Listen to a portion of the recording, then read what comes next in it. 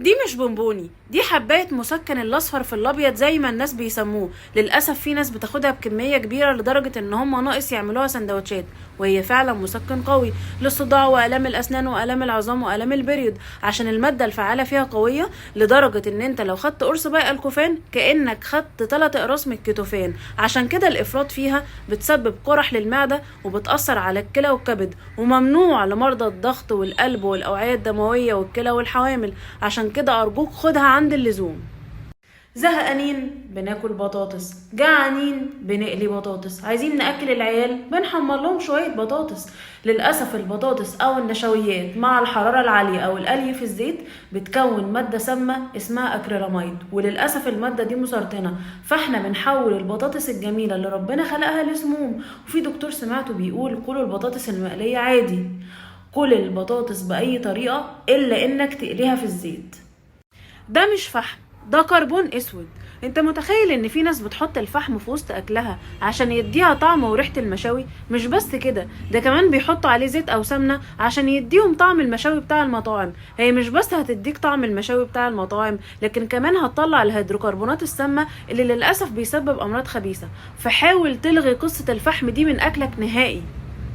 مية الزبادي مش مكانها حوض المطبخ، ده في ناس بيدفعوا فيها فلوس كتير جدا وحضرتك رايح ترميها.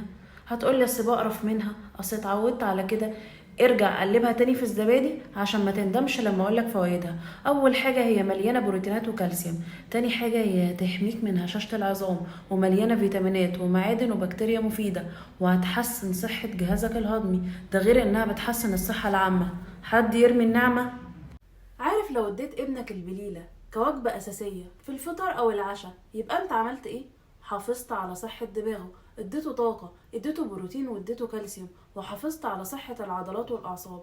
عايز بقى تحولها لكنز صحي؟ ضيفله ليها المكسرات زي السوداني مثلا. عايزين نأكل ولادنا زي ما كنا بناكل زمان ونبطل بقى الاختراعات الجديدة. ده مش زيتون مخلل، ده بوتاس وصودا كاوية بيستخدموه بعض الناس عشان يسرعوا بيه تخليل الزيتون. للأسف المواد دي بتسبب حرقان في المريء وألم في المعدة، وكمان بتتفاعل مع البراميل البلاستيك اللي بيتحفظ فيها الزيتون المخلل.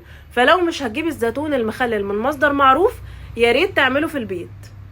ايه رأيك تدمر صحة ابنك وتبوظ له هرموناته وتخليه متأخر في البلوغ والنمو والفهم؟ عادي، مفيش اي مشاكل. كل ما يطلب الموبايل اديله، كل ما يطلب حلويات هاتله، خليه ياكل نودلز براحته.